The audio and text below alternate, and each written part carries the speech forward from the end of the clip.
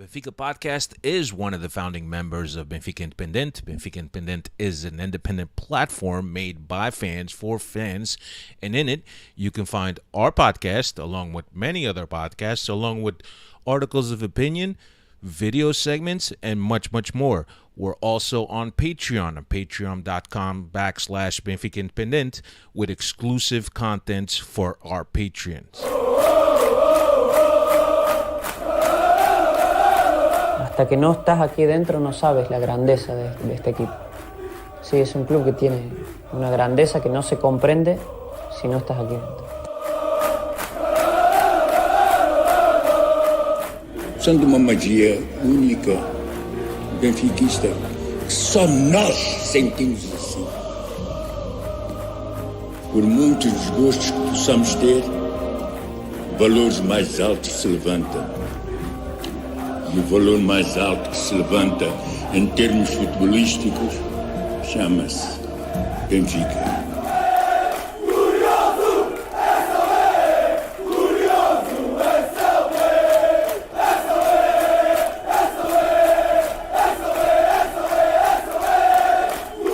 Quero o Benfica intimidar o adversário.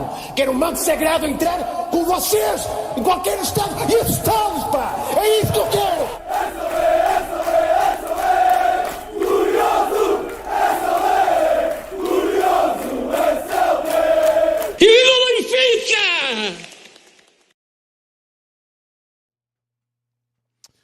What's going on, everybody? Welcome to another edition of the Talking to the Law Benfica Podcast. My name is Alfredo Fumaças, coming to you live on this beautiful, beautiful, beautiful week. What's going on, Cristiano? As you can see, we got a packed house here. Cristiano, como é que estás, amigo? Tudo bem? And also, estás a ver? What's up? The mic was off. I told you. Tell me once again, today is what? Today is... It's a beautiful beautiful day. Beautiful day in the neighborhood. I love you, Jesus. I love you, Jesus. Today is a beautiful day, bro. What's going on, everybody? Well, want to welcome all the Freddies to the chat. As you can see, packed house with us tonight. The man, the myth, the legend, Vaquero. Oh, you see this guy? See this guy? Number one bullshit guy. Vaquero, welcome, Vaquero. Thank you, my friends. Welcome to the worst Benfica podcast in history. Because of three reasons. Não olhe para ali, pá. Olha para a câmera ali. Number one, I don't speak very good English. Number two, I'm a little bit drunk. No. Just a little bit? And number three, they don't pay me enough cachet for me to come to the States to do this show. You have to pay me better. Okay. If you want a better show, you should have paid me better. So Yeah. But, Vaquero, notice we didn't call you the Wed Carlos da edição de vídeo. Notice that we treat you with respect. can we curse in this Isto não é channel? Benfica barraca, Can não I é? curse? Of course. Fuck you, Picado. A gente vai ser multados por isso, bro. Só por ser picado é logo multado. But check it out, right? the beep. O Vaquero's like Rafa. He needs to be coddled. He needs to be showing love because this is where he feels happy. In the Benfica Podcast, Espera not aí, the espera aí. Benfica FM. O Vaquero que vai dar uma volta, Benfica FM, you have just lost me. I'm Benfica Podcast forever. Hey, Team Benfica Podcast. Forever, always. Also with us, Dave de Team Benfica Podcast, a malta concordou. Dave de Oliveira, as always. Dave, what's happening, my brother? It's a good day. What's going on, guys? Baquero, they don't pay me enough to come to the States. You should be honored that they invited you to the Zach Thornton studio. It looks like they have to do an extension pretty soon to the Zach studio. Zach Torto. Yeah. But great to be on. The Freddies are active in the chat, and why not? Because beautiful day, like you guys are alluding to, and I'm sure we'll touch more upon it. But great to be on here today. Yeah, and also with us, we picked up a hitchhiker, right? So let me tell you the story, right? Let me tell you the story. So Cristiano took Vaquero to watch the Benfica game at Legends, and if you know New York City Legends, Go to Legend. you don't go. Where did you go? Queres contar a história? Epá, Então conta lá, eu não estava lá. Conta tu. era para ir ao Legends, but fuck Legends. Legends não mostra o jogo Benfica and little TV, so we said we're not going. Speak English, please. Aqui é internacional, pá, não é como vocês lá. Isto é internacional. And In the meantime, I said, look, we're going to go to Newark, Little Portugal. Vamos ver o jogo numa casa oficial do Benfica. Entretanto, aparecem esses gajos lá na Penn Station a pedir $1 e não sei o quê. E o Baquer diz, pá, és benfiquistas, anda com a gente. Foi assim. Yeah, Gonzalo is with us. Gonzalo, what's happening? Gonçalo Santos. What's up, guys? Yeah. Benfica won again, so that's why I'm here. Este ano é só again. Este ano é Benfica won again. Good, man. So we'll have you guys know that we've never met Gonzalo. No. This is the first time we picked him up literally as a hitchhiker. I have met him. Let me, in my very bad English, let me say if I can tell the story. I met him at the roulotte of Stadio of Light a year ago when his group of friends came to talk to me. Oh, okay. And they said there is a friend of ours that is going to the United States tomorrow, and this is the last game that is here in Portugal. That's a fucking great story, man. We have to drink a lot of beers. We have to eat. Yeah, it has to be the biggest night ever because tomorrow is going to the States. Which was a very difficult thing for you to do, right? Yeah. It was the first and only time I drink beer. Yeah. And so we drank a lot of beer, so much that I still remember.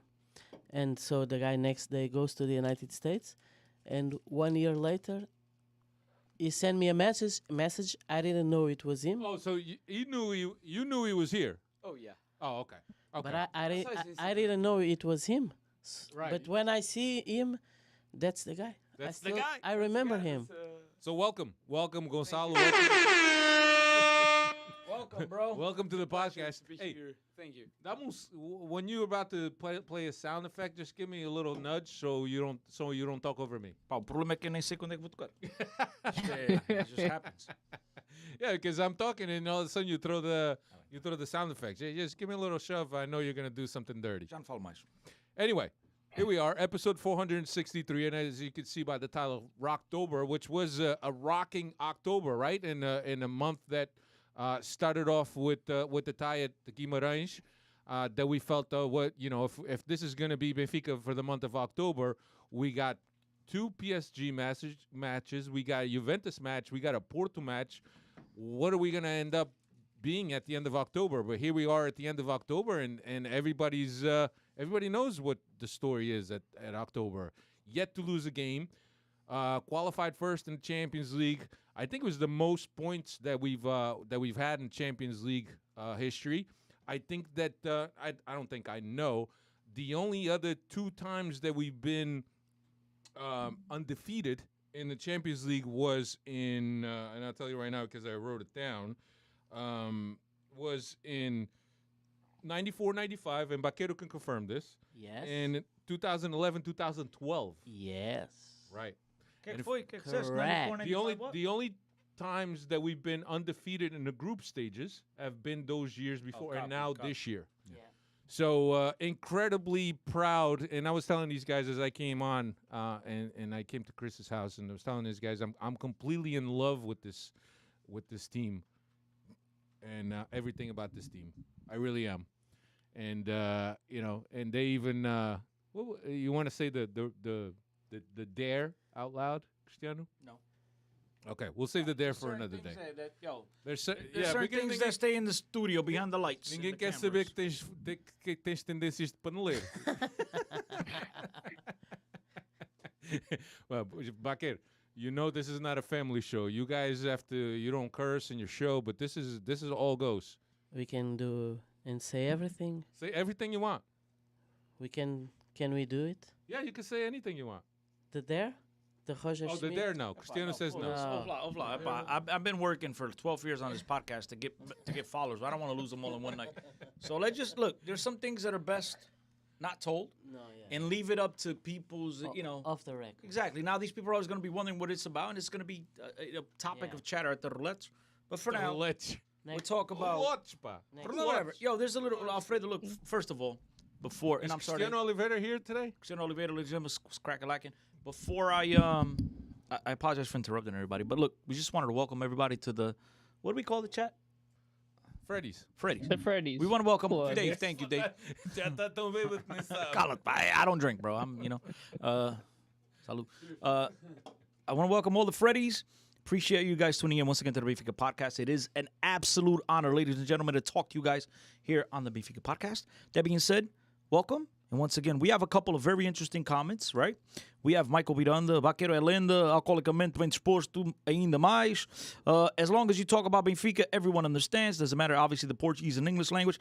You have Michael Miranda who says, Benfica Podcast, the one and only Benfica Podcast. And, check is on the way, brother. Thank you very much.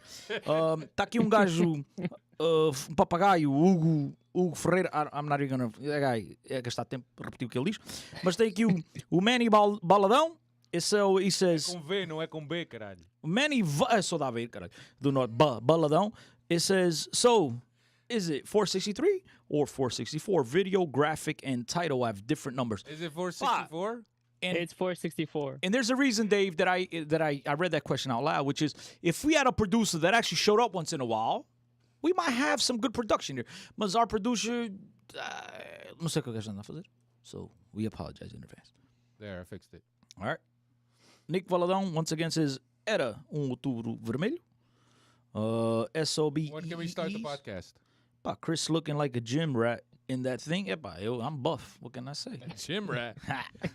I've heard people call you a lot of things, but never a gym rat. Definitely not a rat, neither. Mas tem razão. No, Gym rat is not one. But in New York, there is a lot of rats. Plenty of rats. Plenty. Yeah. I have not seen one. You've noticed? It's You've not seen one? Yeah. I have Because you don't go at night. I have been here 4 days. I have done a lot of checks in things that I wanted to see. 2 things missing. Quis ver uma rata. A rat. E não viste uma rata.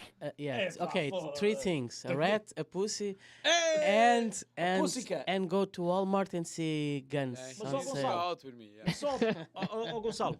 He saw a pussycat America. at the Casa do Benfica in Newark today. There was a pussycat in the backyard. Yeah, I think so. Yeah. He saw a pussycat. Saw one. Yeah. That's where you watch the game? Casa de Newark, Benfica? That's why he was. But we went like- there, and I was amazed. You good? Casa do Benfica. Yeah? Look at his face. Like, Nice, you like And that? I took him to No Name Club as well. Yeah. What'd you think about No Name? Amazing. I was really Yeah. surprised. That's awesome. So Isto foi antes da cerveja. a lot of Benfica in the United States. Oh, yeah. United States is Benfica. We live Benfica different. Yeah, and it's difficult. It's difficult, and that's why we're so passionate because of how hard of a time it is to follow the club. Now, not so much, but I think that being away from the club and saudades, and it just serves to strengthen your emotions about the club. As I told him today after the game. We don't right? take anything for granted. No one's questioning anyone's Benfiquismo, but being a Benfiquista outside of Portugal is totally different. And what I mean by saying that is that, bro, when you're at Benfica, when you're in Lisbon, you take it for granted. It's like, tens uma gaja boa, estás farto de pinar aquilo, whatever, right? And then when you see that girl once every 6 months, bro, you really take it, like you really value, and it's us. And it's not that we're bigger and better, it's just different, right? They get to live that every single day. And they witnessed it today. As soon as the game was over, production was over, and what happened? We looked at the TV and they were doing tennis or whatever. And it's like, bro, you don't get that chance to celebrate and really enjoy Benfica's. Today, ladies and gentlemen, you are listening to podcast 464 of the one and only Benfica Podcast, which is a historic day. This has to be historic. It's an historic day, not we only have for Benfica's encyclopedia next to us. That's right. What do you think? Is it a historic day today, Bucket? Of course it is. Not because you're in America, but just in terms of Benfica. No, I'm gonna be honest.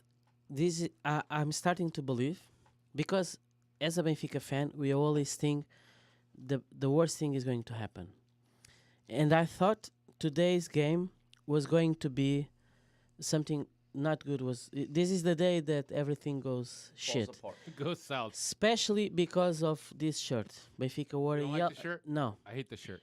Benfica wore a yellow shirt for the first time, and I thought, okay, this is it. 6-1, agora usar todos os dias.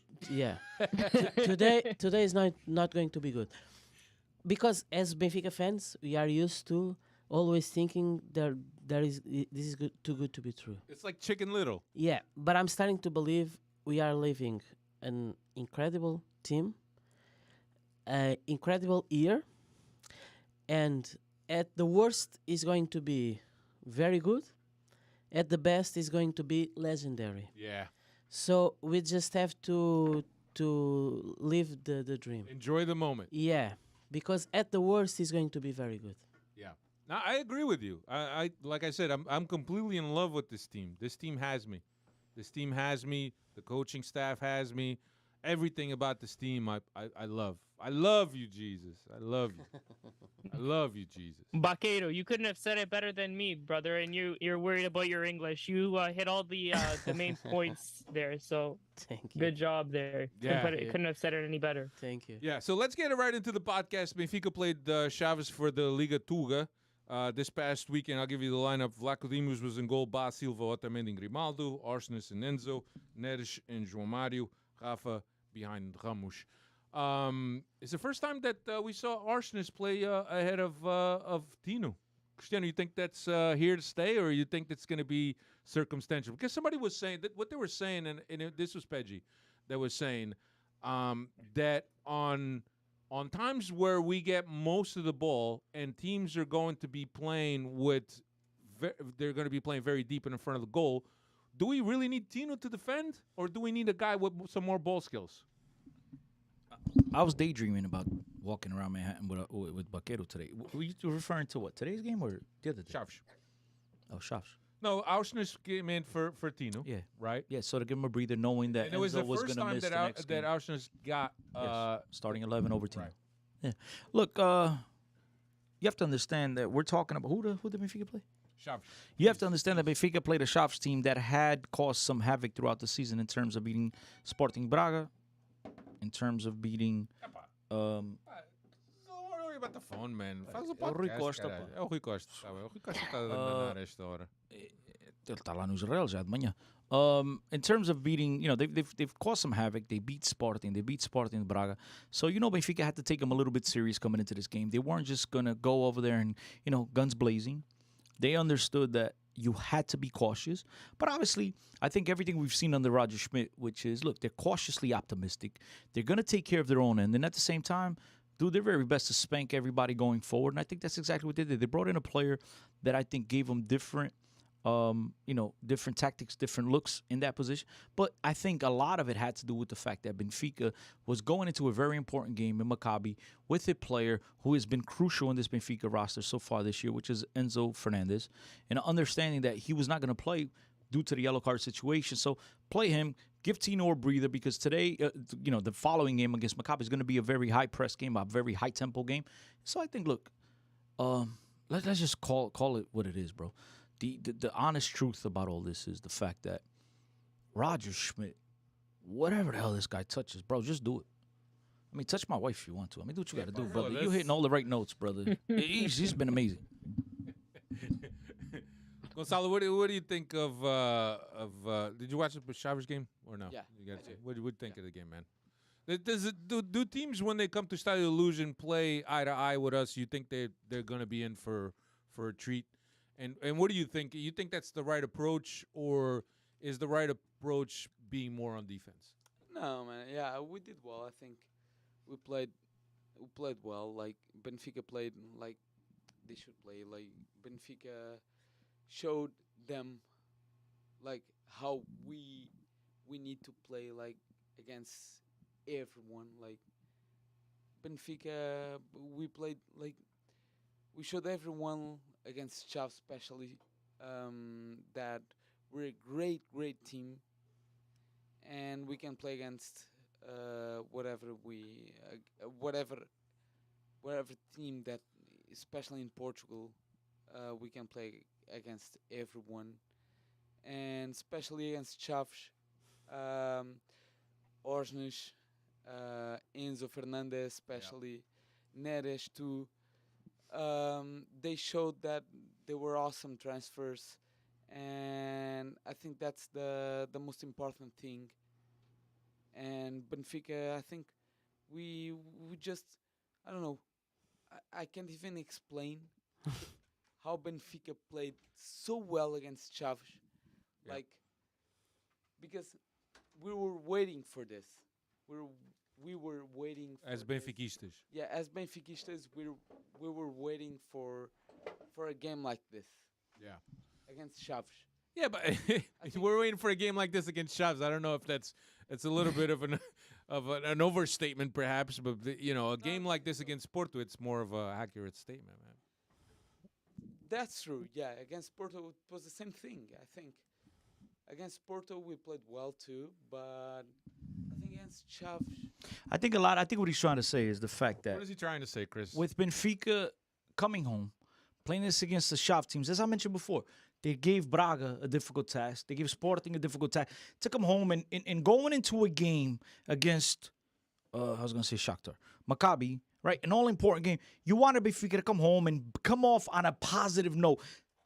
Please, the Benfiquistas, play the football that we all anticipate Benfica is going to play every single day. Spank them, play, grow the track. It's what we all love, right? O nosso Benfica, tu estavas no avião, tu não sabes nada. But right, I think that's what you meant. You expected Benfica to play like that. You wanted Benfica to play that type of game. We've been waiting for demolition at home, going into a Champions League game that in other years, when we looked at these matchups in the Champions League, we were always like, this is not going to be easy, right? And then, dude, I think that the confidence, Alfredo, translated into a game like today. Yeah, and we'll talk about today in a little while, but that's really what I want to talk about. I don't want to talk about it the now. confidence is so great that the team, even if the team goes to a little bit of an adversity, they always stay calm and collected because they believe in their work and they believe in the system. So they feel that sooner or later it's going to come.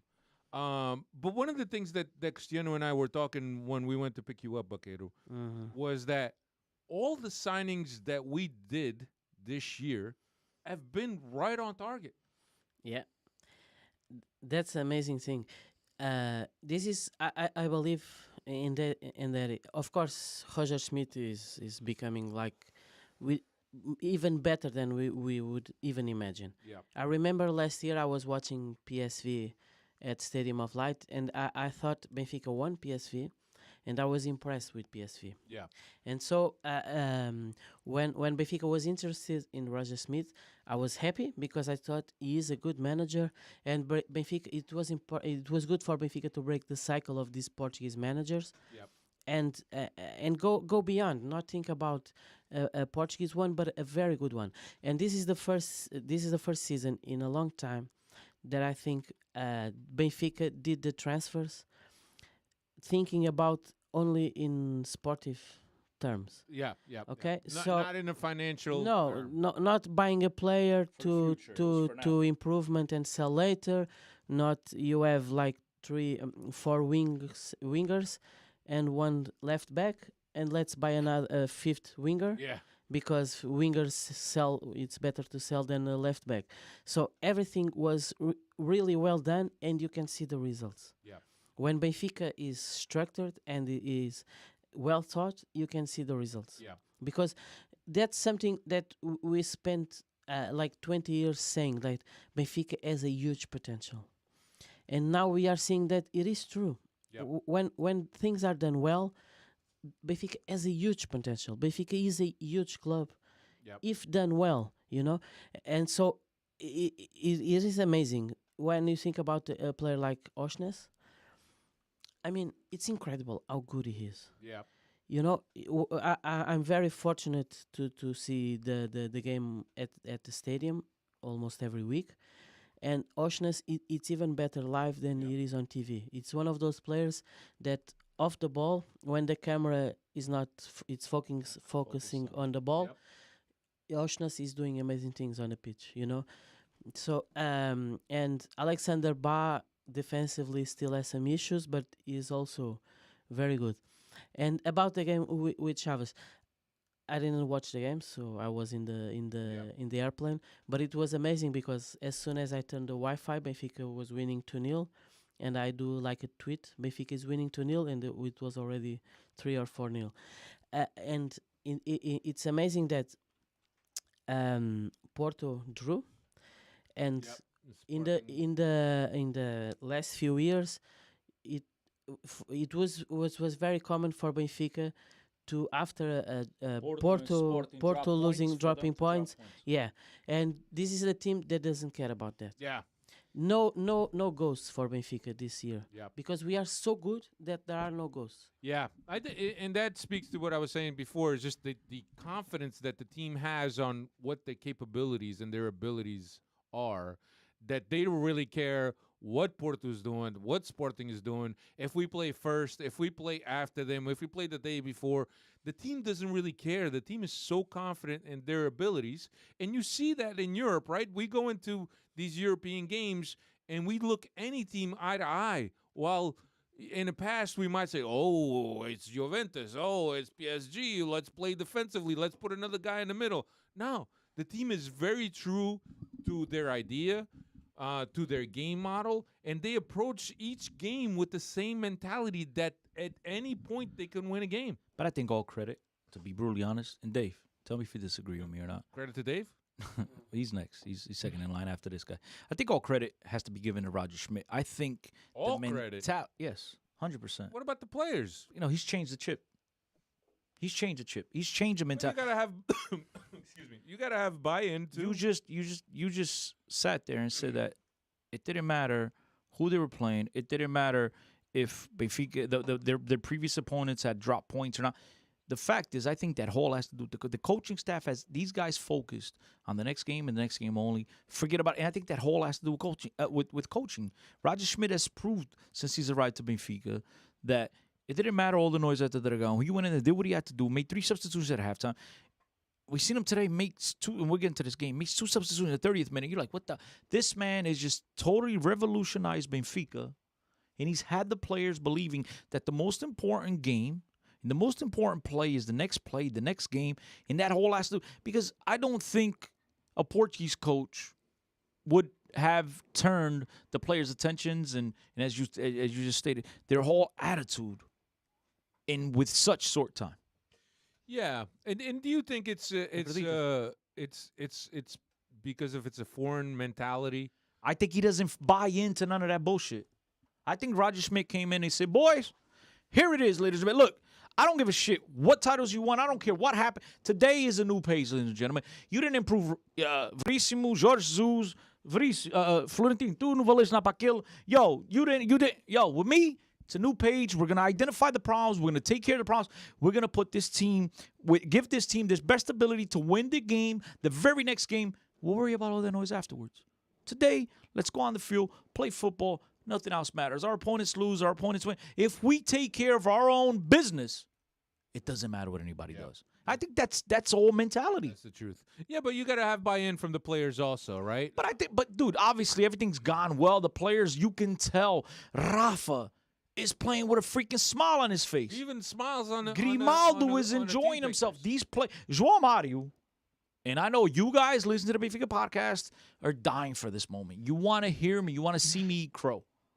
João Mario is playing. He's having probably, to the dismay of the Lagartos, I mean the Lagartos, I apologize, and the Lagartos, you could combine them both. To their dismay, João Mario is probably having the best season of his career. And a lot of that has to do with coaching. This coach makes it fun to play for. He makes things fun. Don't worry about none of the noise on the outside. Let's worry about the next play. Forget about the previous one. And I think it all comes down to coach. I don't see another Portuguese coach doing what Roger Schmidt has done at Benfica in such short time. Yeah, and I wonder if it's a mentality that's a different mentality that Roger Schmidt brings, right? Because the Tuga mentality might be different, and the approach and the message to the players may be different. But I think that when you come from the outside and you're not affected by these exterior factors of the league, the pressure from the media, the comentadores, the cartilheiros, when you're kind of not affected by that, I think that your speech to the team is a different speech, is a different mentality. While a Tuga guy might be conditioned by all of that he hears and reads in the media. Yeah, of course. So it's like out of the box, as you say. You know, he came out of the box and he doesn't care about anything. And I always say, for instance, when we talk about our biggest rival, Porto, the mentality of Porto is to how do you say in English, to raça, to have raça. anger and cojones and to be the ugly guys, the